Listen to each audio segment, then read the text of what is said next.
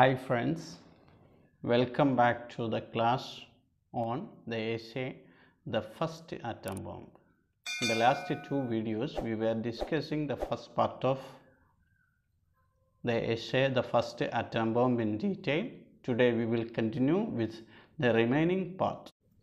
In the last class we have talked about what was the attitude of Japanese friends and American friends regarding or hearing the name Hiroshima, and how was their reaction when telegram of Bleffinger reached US, and what was in the telegram, and how the generals in US discussed the issue and what was its result.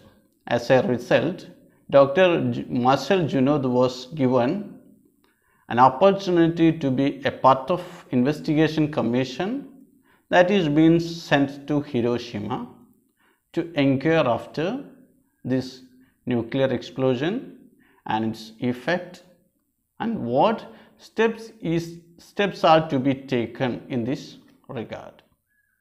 Okay, the commission is leaving US for Hiroshima. So let us go to the chapter. Early on 9th September, the investigation commission left the island of Miyajima.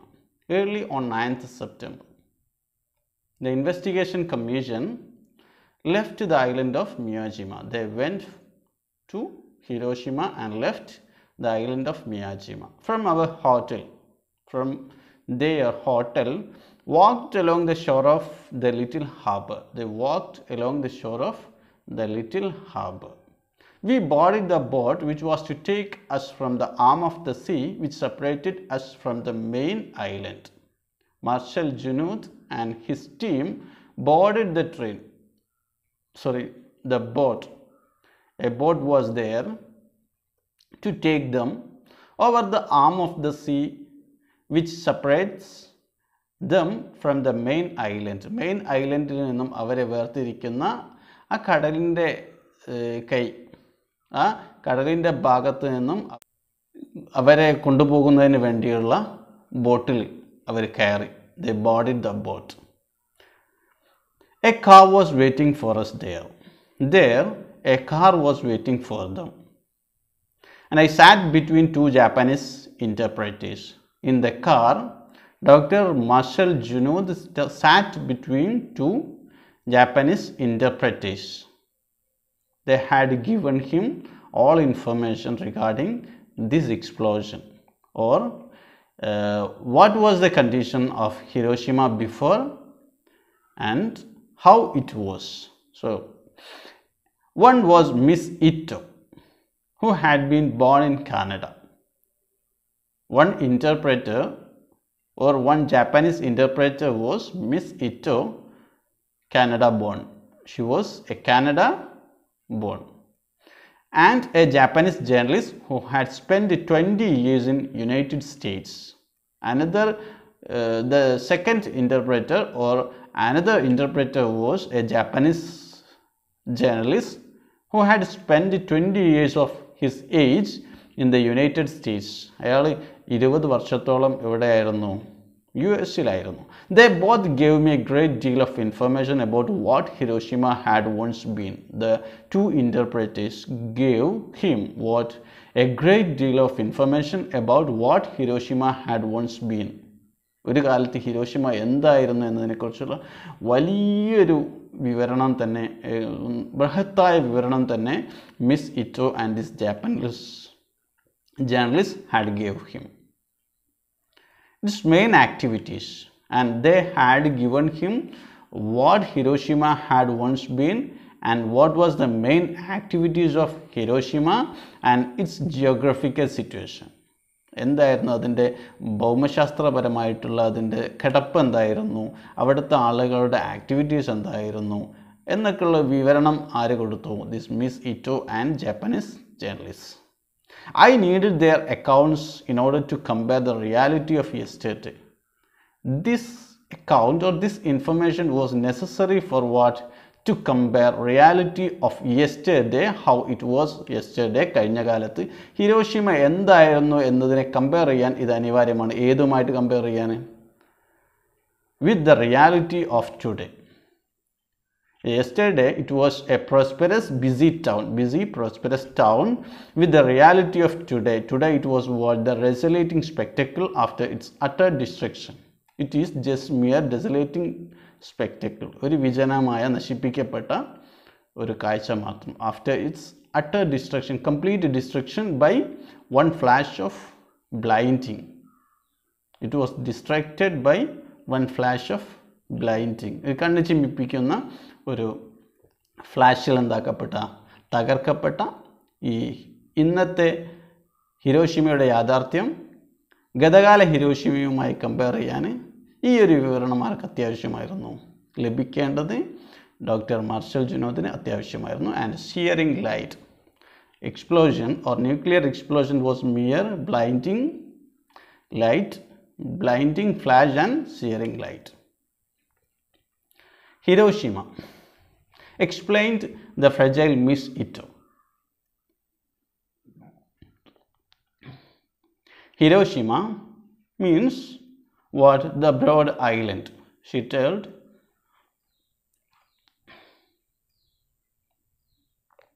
Hiroshima explained the fragile Miss Ito means what? The broad island. It was built on the delta of the river Ota. Hiroshima was built, the broad harbor or the broad island was built on the delta of river Ota, which flows down from the Mount Kamuri. Mount Kamuri ninnu ഒഴുകുന്ന river ഒറ്റയുടെ ഡെൽറ്റയിലാണ് ഏതുള്ളത്? Hiroshima എന്നുള്ള ഈ ദ്വീപുള്ളത്. And it was the 7th town in point of size in Japan. Hiroshima is 7th town in size in Japan. ജപ്പാനിലെ 7ാമത്തെ വലിയ നഗരമാണിത് Hiroshima.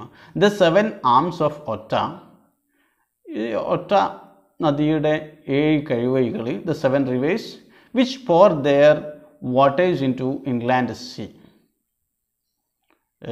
7 അതിൻ്റെ മറ്റു നദികൾ, 7 rivers which pour their waters into inland sea, includes in an almost perfect triangle the harbor of the town.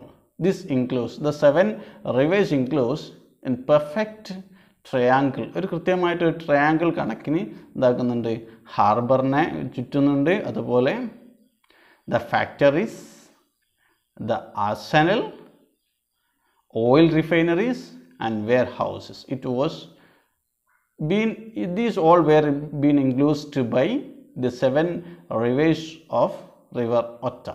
Hiroshima had a population of 2,50,000 people. ഹിരോഷിമയിൽ ഏകദേശം 2.5 ലക്ഷം ആളുകൾ ഉണ്ടായിരുന്നു. And in addition there was a garrison about 150,000 soldiers.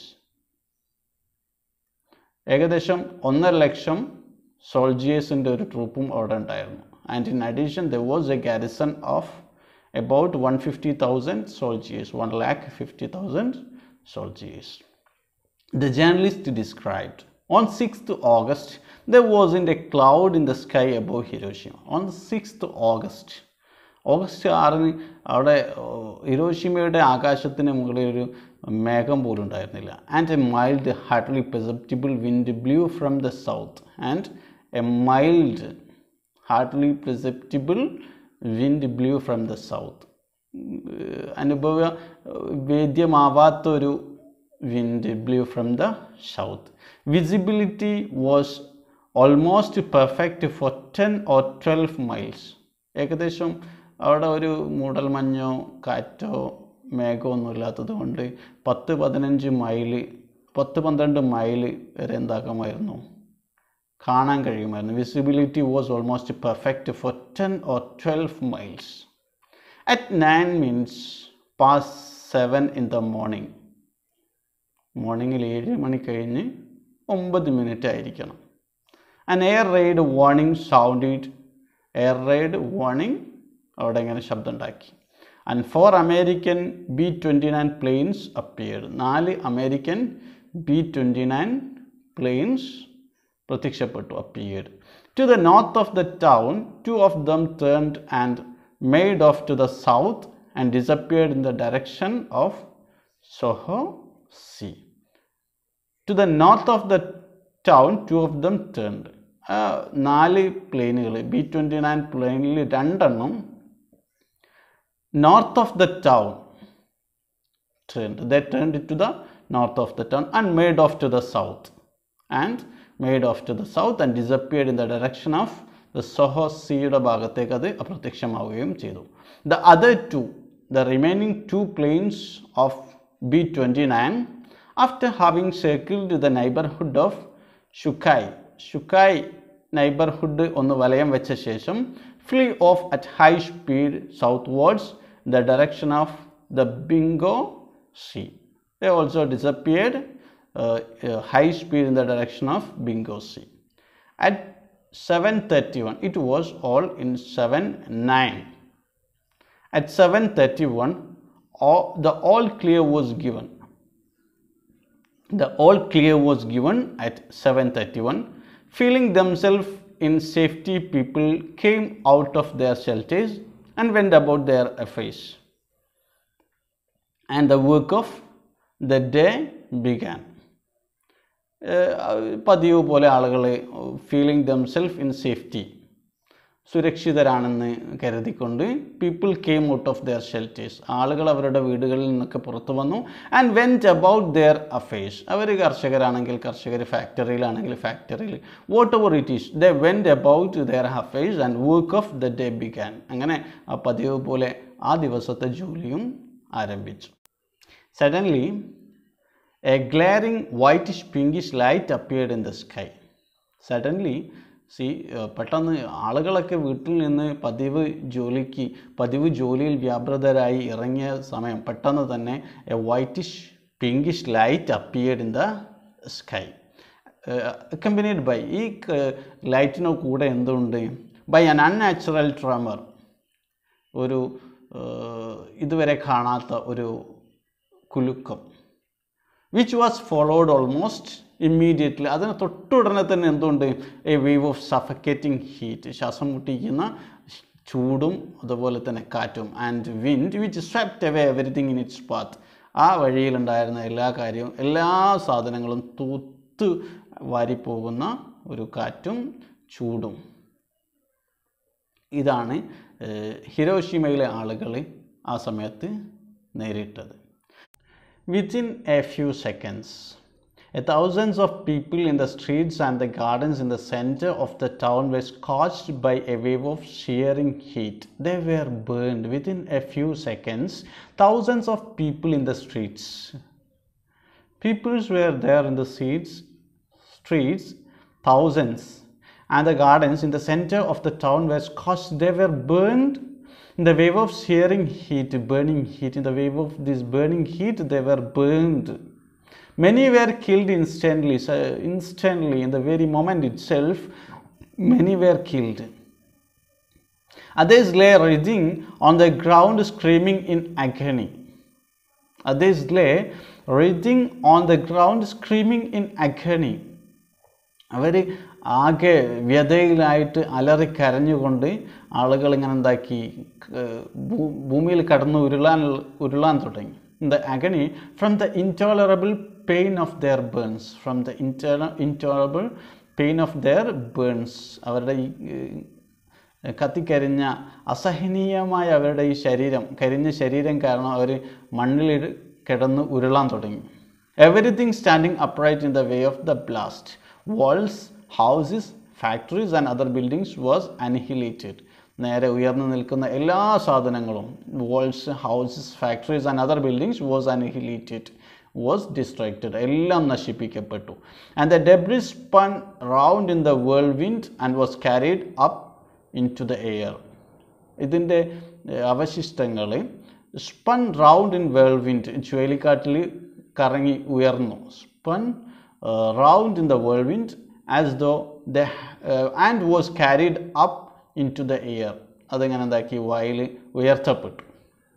Trams were picked up and tossed aside as though they had neither weight nor solidity. Trams vehicles were picked up and tossed aside. They were picked up. അതങ്ങനെ ഉയർത്തപ്പെട്ടു. Trams were picked up and tossed aside. അങ്ങനെ ഉയർത്തി എറിയപ്പെട്ടു. As though they had neither weight nor solidity. ഒരു solid അല്ല, അതുപോലെ wait വരെ ഇല്ല എന്നതുപോലെ Trams were picked up and tossed aside. ഉയർത്തി എറിയപ്പെട്ടു. Trains were flung off the rails as though they were toys. Even trains, ചെറിയ വെഹിക്കിൾസും വലിയ വെഹിക്കിൾസും, even trains were flung off the rails, അത് റെയിലിൽ അതിൻ്റെ പാളത്തിൽ നിന്നുണ്ടാക്കി ഉയർത്തി എറിയപ്പെട്ടു. As though they were toys. Horses, dogs and cattle suffered the same fate as human beings. മനുഷ്യരെ പോലെ തന്നെ ഇവരും അതേ വിധി, ദുരിതം അനുഭവിച്ചു. Every living thing was petrified in an attitude of indescribable suffering. Every living thing was petrified in an attitude of indescribable suffering. അവിടെ വിവരിക്കാൻ കഴിയാത്ത രീതിയിലുള്ള ദുരിതമായിരുന്നു എല്ലാ ജീവജാലങ്ങൾക്കും. Every living thing was petrified. Even the vegetation did not escape. ജീവികളുടെ അവസ്ഥ അതായിരുന്നു. Even vegetation, സസ്യങ്ങളും did not escape. Trees went up in flames. ഈ ജ്വാലയിൽ, തീജ്വാലയിൽ മരങ്ങളും ഉയർന്നു പോയി. The rice plants lost their greenness. The rice plants lost their greenness. അതിൻ്റെ ആ ഹരിതം നഷ്ടപ്പെട്ടു. The grass burned on the ground like a dry straw. പുല്ല് വൈക്കോല് പോലെ ഭൂമിയിൽ വെച്ച് തന്നെ എന്തായി കത്തി. Beyond the zone of utter death in which nothing remained alive. ഈ പൂർണ്ണമായും നഗരത്തിൻ്റെ തീരത്തിൻ്റെ അപ്പുറത്ത്, in which nothing remained alive, ഒന്നും ജീവനുള്ളത് ശേഷിക്കാത്ത ഈ മേഖലകൾക്കപ്പുറത്ത് houses collapsed in a world of beams, bricks and girders. ഇത് houses collapsed in a world of beams, bricks and girders. ബീംസും ബ്രിക്സൊക്കെ തകർന്ന് ഇതായി വീടുകളൊക്കെ നശിപ്പിക്കപ്പെട്ടു. Up to about 3 miles from the center of the explosion, lightly built houses were flattened as though they had been built of cardboard. Up to about 3 miles from the center of explosion. Center of explosion ഏകദേശം 3 മൈലുകൾ വരെ വീടുകൾ എങ്ങനെ തകർക്കപ്പെട്ടു? Lightly built house were flattened. അതൊക്കെ നിരപ്പാക്കപ്പെട്ടു. As though they had been built of cardboard. Cardboard കൊണ്ട് നിർമ്മിക്കപ്പെട്ടതുപോലെ it was flattened. Those who were inside were either killed or wounded. അകത്തുണ്ടായിരുന്നവർ കൊല്ലപ്പെട്ടവരുണ്ട് അല്ലെങ്കിൽ മുറിവേറ്റവരുണ്ട്. ഈ വീടുകളിലൊക്കെ 3 മൈലുകളോളം ഇതായിരുന്നു അവസ്ഥ. Those who manage to extricate themselves by some miracle found themselves surrounded by a ring of fire. എങ്ങനെയെങ്കിലും രക്ഷപ്പെടാൻ ശ്രമിച്ച ആളുകൾ എത്തിപ്പെട്ടത് എവിടെയായിരുന്നു? ഫയർ കൊണ്ടുള്ള റിങ്ങിനുള്ള ആയതുപോലെയായിരുന്നു. And the few who succeeded in making their way to safety generally died 20 or 30 days later from the delayed effects of deadly gamma rays. രക്ഷപ്പെട്ടവർ, few who succeeded in making their way to safety, സുരക്ഷിത സ്ഥാനത്തേക്ക് എത്തുന്നതിൽ വിജയിച്ചവർ, that means those who were escaped generally died 20 or 30 days later. 30 ദിവസങ്ങൾക്ക് ശേഷം അവരും മരിച്ചു. From the delayed effects of deadly gamma rays. അതിൻ്റെ effect delay കാരണം 30 ദിവസങ്ങൾക്ക് ശേഷം അവരും മരിച്ചു. Some of the reinforced concrete or stone buildings remained standing. Some of the reinforced concrete or stone buildings remained standing. അതൊക്കെ അവിടെ നേരെ നിന്നു, ഈ തരത്തിലുള്ള buildings. But their interiors were completely gutted by the blast. But its interiors were completely gutted by the blast. Okay, let us continue by the next class. Thank you.